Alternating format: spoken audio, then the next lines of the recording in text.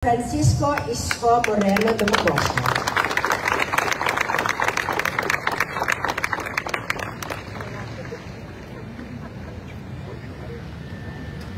Thank you very much. Palakpakan natin, Director Crystal Alexi. Good morning! Good morning! May libreng chicha ngayon. Pero sa ating mga sponsor, thank you very much. Sa ating mga kapwa-kawani, sa ating Vice Mayor, mga konsehal, at mga department head, sa inyong lahat, magandang umaga. Isang linggong nakalipas sa atin, noong nakaraang linggo. A very challenging week for the city of Manila, but we recovered. Salamat sa mga kawani ng DPS. Sa mga kawani ng engineering, at kay Boysen. Palakpakan natin si Boysen para maawa si Davis. We try to recover as much as we can, as fast as we can, while the people of Manila is asleep after that incident.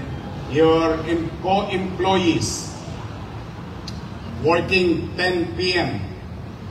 and after a certain group at 10 p.m., by 2 a.m., here comes another group of employees until from 3 a.m.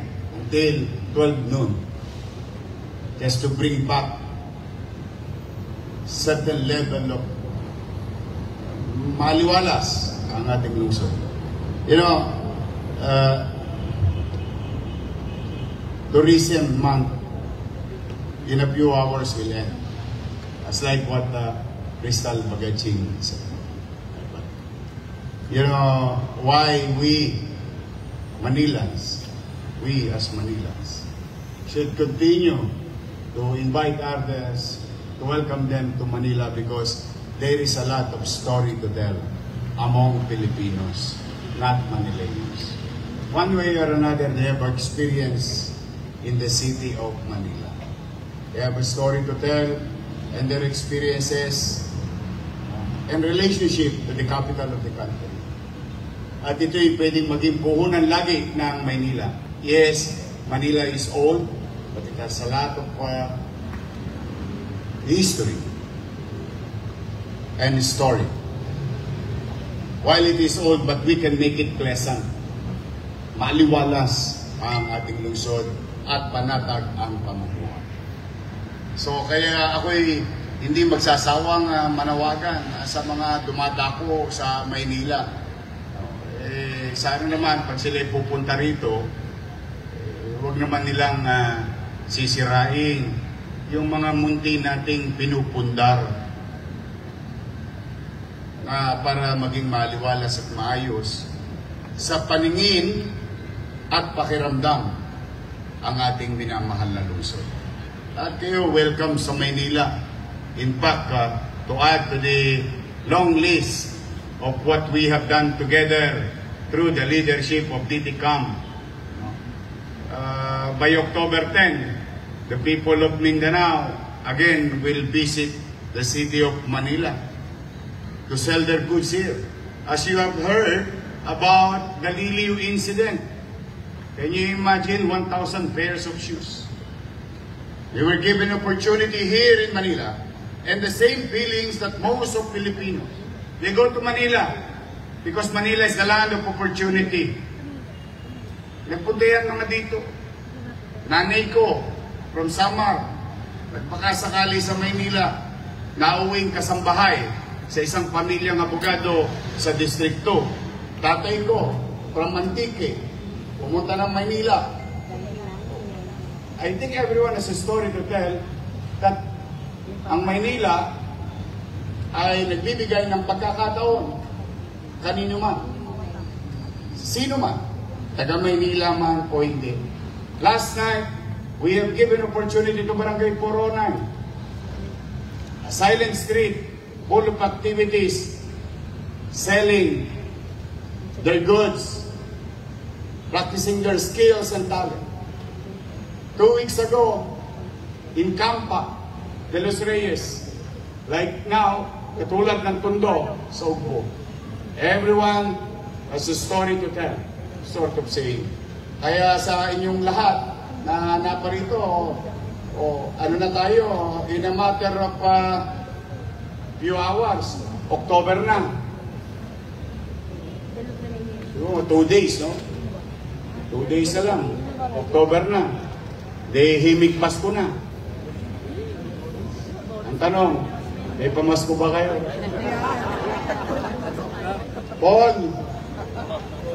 Paul, baka naman. Basta, steady muna kayo sa Gedli. Kayong mag-alala.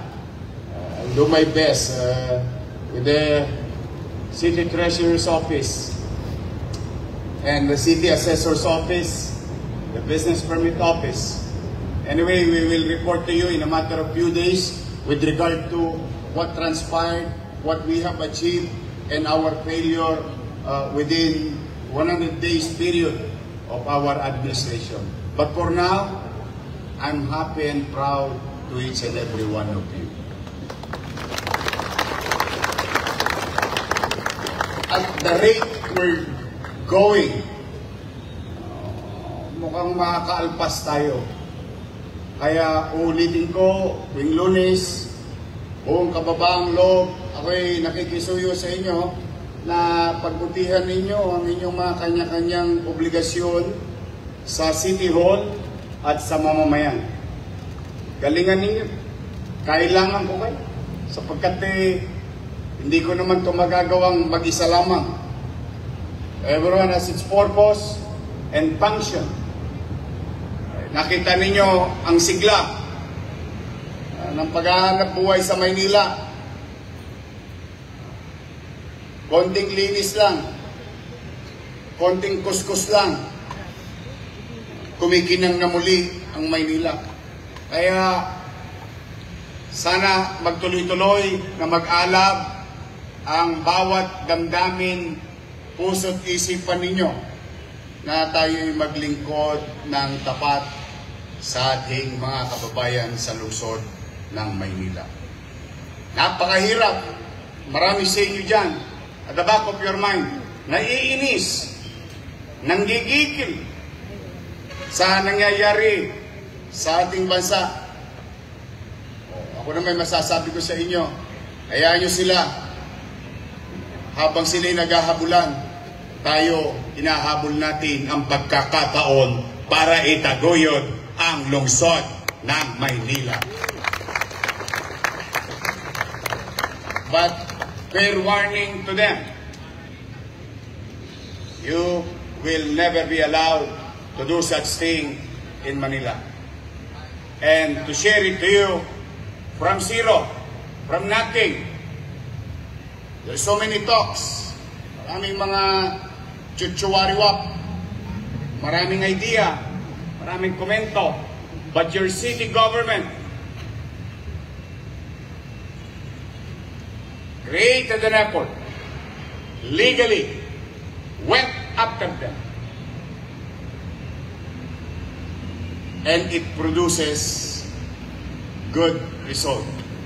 As we speak, from zero, we have received 135 million pesos from contractor's tax ng mga project ng DPWH na yan at national government. Results matter. I always believe in that. There is point A, there is point B. I will never ask what will transpire between point A to point B. What matters most is point B. Results matter. And that kind of money that we kailangan natin ay isa naman naming sisinupin na matugunan ang pang-araw-araw nating tustusin sa ating pagpapatakbo bilang pamahalaan at the same time pag-deliver ng mga kakailanganin ng ating mamamayan. Kaya tuloy-tuloy lang tayo. Malapit na. Malapit na 13 month. Malapit na Christmas bonus. Madami kami kinukwenta ni Paul eh. No. balita ko, meron pa daw yung ano? Medical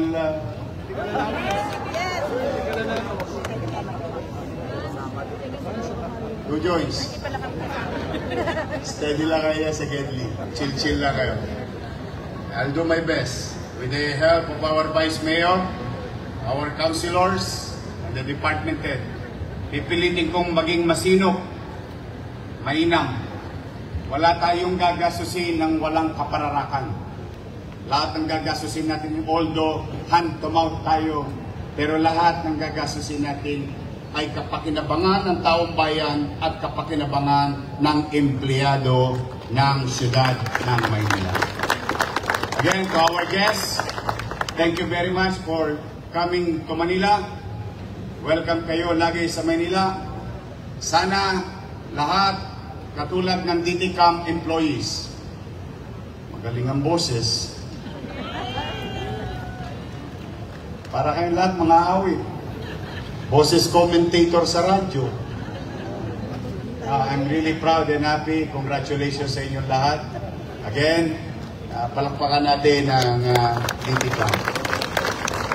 So muli, mga kapwa ko lingkod bayan, tulungan ninyo ako. Kailangan ko ng tulong nyo. Maglingkod tayo ng tapat, mainam, at episyente sa ating mga mamamayan. Mag-iingat kayo ngayong linggo. Mukhang na-delay ang bagyo. Mukhang ngayon palang paparating. But be that as it may, I ask God to keep you, to keep everyone safe and healthy and productive for this week. Good luck. May awa ang Diyos. May awa ang Diyos. Makakaraos tayo. Maraming salamat sa inyo. Pagpalain naman kayo ng buong bayan. Manila! God first. Thank you. Sa unang 3 months of Yormes administration, we cannot deny the fact na ramdam natin ang pagbabago with 24/7 governance that is easily accessible to the people of Manila. Factors why gradually bumabalik ang sigla ng turismo sa Maynila. May tiwala sa gobyerno, hindi lamang sa mga Manilenyo, but also ang iba pang lugar sa bansa, maging ang mga foreign countries. Ilan po sa ating mga accomplishments? Since we started noong July 1, we have received a number of officials, both internationally and locally. 41 dignitaries, that includes ambassadors, chiefs of mission, and other diplomats. 217 participants and counting for benchmarking visits that include municipal mayors and other local government officials. Lahat po sila interesado sa storya ng ating lungsod. Numerous cultural and tourism events, and to break down, 5 cultural events, 8 religious events, 3 commemorative and historical events, 4 groundbreaking and inaugural events, 3 special events, for a total of 23 events and counting. We also strengthened collaborations with barangays through capacity building of our 896 barangay tourism officers, kung saan hiningi natin ang tulong nila sa pagmamap ng history at kultura na nakalakayan nila sa kanilang barangay. We also did tourism branding initiatives with the city's tourism stakeholders. Kasabay ng mga ito ay patuloy nating pagtitibay ang competitiveness level ng ating tourism-related establishments through the implementation of the Manila Tourism Code. This ensures that our services, standards, and experiences remain world-class and proudly reflect our city's character. Lalo din natin pinagtibay ang relationships natin with other agencies tulad ng Department of Tourism, the Intramuros Administration, the National Commission for Culture and Arts, National Parks Development Committee, at Department of Human Settlements and Urban Development through the Pasig River Esplanade. Ang pag-uunlad ng isang lungsod o bansa ay nasa turismo. Lahat tayong Manileño ay may ambag dito. These efforts are aligned with our commitment to strengthen and showcase the 8 tourism hubs of the city, each one a gateway to Manila's diverse stories, talents, and communities. Noong nakaraang September 13, we held the first Kalesa Parade in partnership with the Intramuros Administration and various institutions located in Intramuros. The municipality of Liliu, Laguna, also partnered with us for Liliu on-the-go products, where only 7 vendors, and they were able to sell 1,641 pairs of footwear in 3 days na umuulan pa po. And we look ahead. We are excited to explore new frontiers like the Halal Town in Quiapo, na hindi lang magiging culinary destination, but a cultural affirmation that honors our Muslim brothers and sisters.